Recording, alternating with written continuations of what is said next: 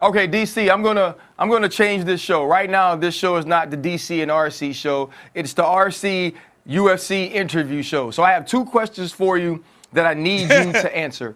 All right, here's the first one. Okay. With Alex Pereira's dominance over Yuri Prochazka and getting an opportunity to see him withstand the grappling of Jan Blachowicz, right?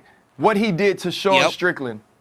Are we underestimating what Israel Adesanya was able to accomplish in regaining the belt from Pereira? Can I say something, bro?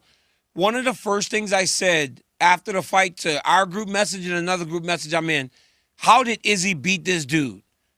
That when you ask that type of question about someone who is as great as Adesanya, you know how good the person is that he beat. I said, how did he beat him? Because when you watch him fight, he doesn't leave holes. I think we don't put enough value in that win. We don't put enough value in the fact that Izzy was able to find that shot that finished him 2 times. He did it in the first fight where he hurt him bad, and then he did it in the second fight to finish the fight. So yes, we should value it more. But make no mistake about it, he was winning that fight against Adesanya.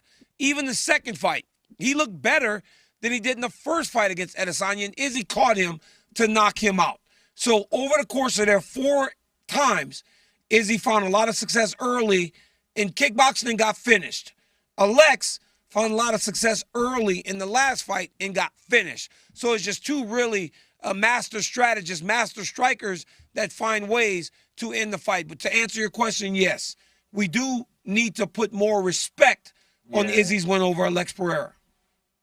You know, and also when you look at what Alex Pereira was able to accomplish, he now gets an opportunity to grab the microphone in the octagon and sort of call his shot, even though people thought Jamal Hill would be the next opponent or the next contender for the championship.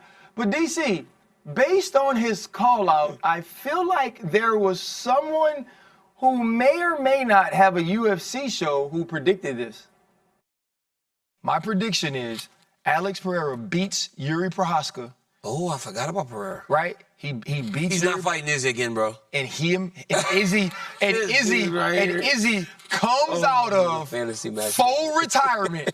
Izzy comes back and fights Alex Pereira at UFC 300 at 205 for the belt. And here's the tweet. It said, "Let it go, let it go." Hey, he said, "Hey, you know my dog said he will leave you frozen like Elsa." Israel Adesanya said, "Let it go." So it seems like you are correct. They probably aren't fighting. But DC, did I or did I not say that this would be a fight, or at least something we were talking about for UFC 300? I am telling you, Alex Pereira doesn't want to be the UFC champion. He doesn't. He wants to haunt Israel Adesanya the rest of his life. If Israel Adesanya goes to a dance party when he's 54, Alex Pereira is going to be there. If Israel Adesanya has kids, right? At the kids' christening, guess who's going to be the priest? Alex Pereira. If Israel Adesanya does anything for the... Hey, bet this. When Israel Adesanya goes into the UFC Hall of Fame, guess who else is going to be in that class? Alex Pereira. They are never... Alex is not going to ever let Izzy do anything that he's not involved in. When you hear that call out after winning the belt at 205, what does that say about Alex Pereira's feelings about Israel Adesanya? He doesn't like him at all. And it tells me, honestly, the rivalry means more to him than all of his accomplishments. Because Izzy's down right now, right? Izzy just lost the belt. He said he's walking away. Izzy's down. But Alex is trying to make him back relevant in the title picture because he just wants to fight him. Look, Alex doesn't talk English, but he can't say Adesanya. Adesanya, come to daddy. That's the only thing he says in English. Dude don't speak a lick of English, but he knows Izzy's name. But I feel by doing that, he gives Izzy power. Izzy doesn't have the power now. In regards to his call out, so he gets on the mic and they wanted him, obviously the UFC wants to set up Homeboy next. the champion, Jamal. the current champion, Jamal Hill next. And he was cage side, and the camera's zooming in on him. And Alex decided to use the time to call out Izzy. Here's where everybody's getting it twisted.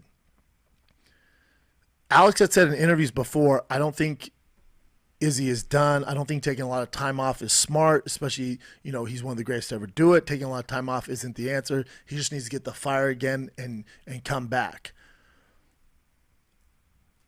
What Alex is doing is what Izzy did for Alex. Alex wouldn't be in the position he's in, wouldn't have became the person, this first ballot Hall of Famer, this complete badass, if he didn't have Izzy as his North Star, if he wasn't chasing the Izzy ghost. That's how he got to where he's at. Izzy lit a fire under his ass. This is Alex's words. He was drinking, and they saw what Izzy was doing. It was like, it motivated him to get this fire to stop drinking and to become a 2-division world champion. He was motivated by Izzy, and Izzy was leading the way. And he goes, I beat that guy in kickboxing. Why can't I do it in the MMA? And so Izzy was his North Star. Izzy was the blueprint of how to become the superstar that he is. Him calling out Izzy isn't a negative thing. Him calling out Izzy is a favor to Izzy. Him calling out Izzy, his way of paying this forward. It's him paying it back to Izzy. He knows Izzy's in a rough time in his life and his career, and Izzy's talking about taking 3 years off. He's coming off that horrible Strickland loss. He knows by him calling out Izzy lights the same fire that he had when he was at rock bottom. This is a tribute to Izzy. This is a motivational thing to Izzy. This isn't a knock on Izzy.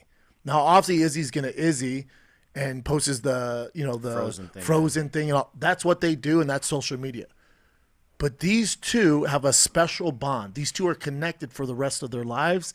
Alex calling out Izzy is his way to say, hey, bud, what you did for me, I'm going to do for you. That's all this is. I thought it was brilliant. Now, does Izzy come back in a few months and they make that fight? No, that wasn't the point. If you think that's happening right away and that's the next fight, you're off. All he's doing and all he cared about, this is how much he cares about. There is love between those two. The only reason he did it is to motivate Izzy to get off his ass and get back in the gym. Whether it's the next fight or not, down the road they're going to meet. The whole point of that was to get Izzy to wake up and see how much of a badass he is. That's him tipping his hat going, Izzy, come on, bud. You did it for me. I'm doing it for you. Him going, come on, buddy, let's go. There's love there. That is a great story.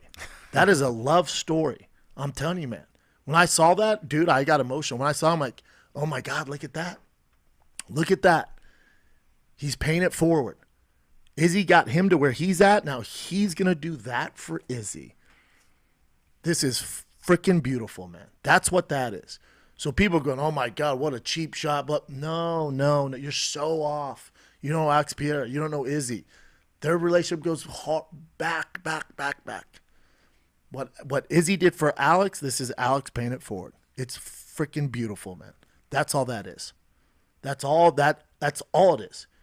You're not going to get Izzy back in January, February. That's not happening. He's fighting Jamal Hill. Maybe next. Here's where it's similar to the heavyweight division. That division is also bottled up. That division is bottled up like a hemorrhoid, dude. It's just, it sucks.